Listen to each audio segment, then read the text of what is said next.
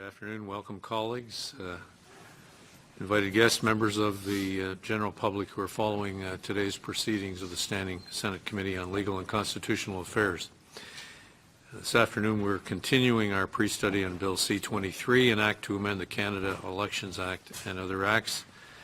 And the committee's task is to conduct public hearings on the subject matter of the bill, which will allow us to report on some of our findings prior to its introduction in the Senate. And for our first witness this afternoon, I'd like to introduce Taylor Gunn, the president of CIVIX. Welcome, Mr. Gunn.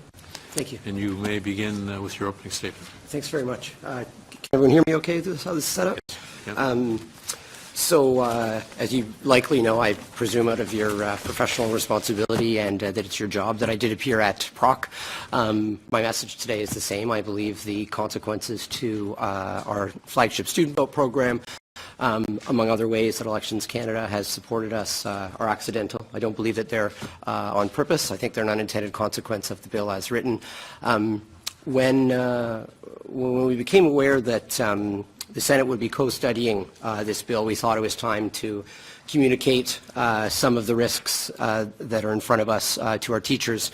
So I thought what I would do is just read that letter as my initial statement. And then what I'd also like to do is just read a couple samples of the types of responses that we've received from teachers. The way I look at today is just another step in this process for us as an organization. We're not here to speak out against the bill. That's not our role. We're here to conduct experiential civic education learning programs across Canada. We think we do that well, and we want to keep on doing that and do it even better. And I'm hoping that we can work together today to find some solutions and carry on this process. So let me start this one out on April 2nd, pretty much a day or two after we found out that you were starting to study the Fair Elections Act. Dear teacher, thank you once again for bringing student vote into your school in previous federal and provincial elections. It has been our privilege to work with you, and we hope to work with you again in future elections. Student vote has been in the news recently because of the Fair Elections Act, a new bill proposed by the federal government. I write to you today to explain the implications of the Fair Elections Act on the student vote program. The Fair Elections Act, as currently written, would disempower Elections Canada from supporting the student vote program in federal elections. That means that they would not be allowed to provide us with the official Elections Canada ballot boxes, voting screens, and electoral district maps that we offer free to schools as part of the student vote program. It also means that they would not be able to financially support the student vote program, which includes the development and delivery of materials and activities in schools across the country. Your effort, combined with Elections Canada's support, inspired more than 563,000 elementary and high school students to cast a student vote ballot in the 2011 federal election. Students elected a Conservative minority government with the NDP as official opposition. And if you look to your next page in the booklet, you'll see the voting results for the last 4 federal elections. Although the loss of Elections Canada's support will not necessarily destroy our charitable organization, it does present a surprising and incredibly serious challenge to our ongoing work and could mean that we will not be able to coordinate a student vote program during the 2015 federal election.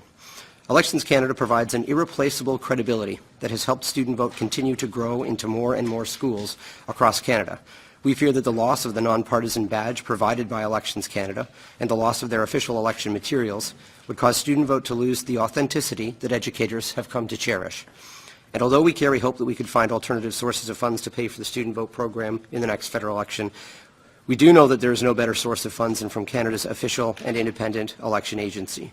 We feel it is important to make you aware of this situation. The bill was introduced in Parliament for first reading on February 4th. Past second reading was referred to committee on February 10th. It is expected to reach final reading on May 1st, 29 days from the day I wrote this email.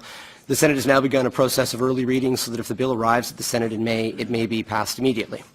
I went to the House of Commons to appear at PROC committee last Thursday on behalf of our charitable organization, CIVIX, to seek a solution to the challenges we face by this bill. Our position is that the impact on student vote caused by the Fair Elections Act must be accidental. It is hard to believe that the Government of Canada or any member of Parliament, or Senator, if I may say, would purposely attempt to stop children from learning about their democracy. We continue to speak with government officials reasonably and respectfully to find a solution to this issue. I appreciate your concern, and they could get in touch with me if they were interested. A couple of responses that I think just, yeah. The translation is, they're having difficulty because you're speaking so quickly. If you Oh, want. sorry. I was just trying to move along because I thought you could read it at the same time in your booklets. Okay. I'll go slower. So this is an email that came back just 15 minutes after I wrote that email to teachers from Deborah. She teaches here, a grade 5 teacher here in Ottawa. She says, I also can't believe that students would not be allowed to take part. In the area that I teach in, many of our parents do not understand how to vote. By my teaching the children and running an election, many of the parents voted for the first time. They were taken by their children to vote. The students were able to help their parents understand what to do and how to mark a ballot. I hope that this program can continue. This is from Jim in Calgary.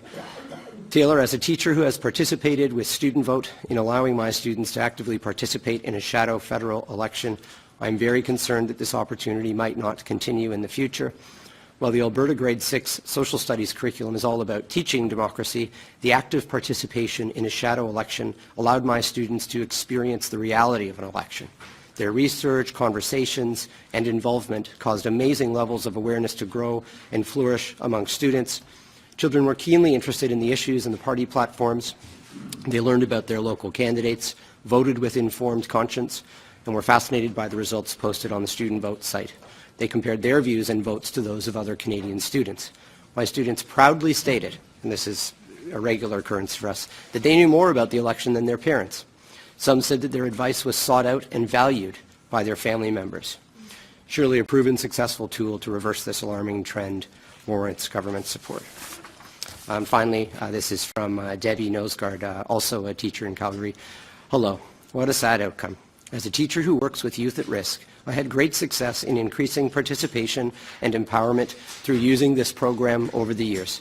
I would have youth return to the school after graduation and elections who were proud to tell me that they researched the candidates, the issues, and cast their vote in provincial, municipal, and federal elections.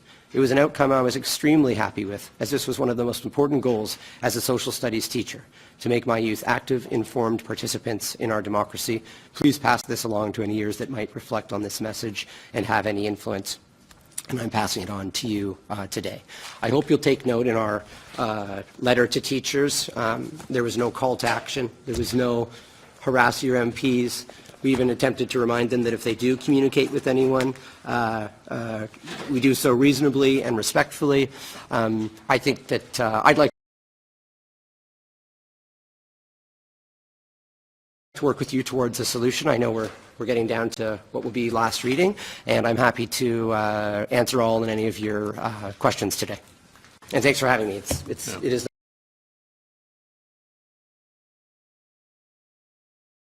nice to be here. No, thank you for being here. And just to allay one of your concerns in the letter to teachers, that where you suggest that the Senate, once the bill arrives, will be passed immediately. In my limited experience, nothing is dealt with immediately by the Senate, so I can assure you that it will, again, when the bill is here, it will receive appropriate consideration by this committee and the Senate itself. Thank you.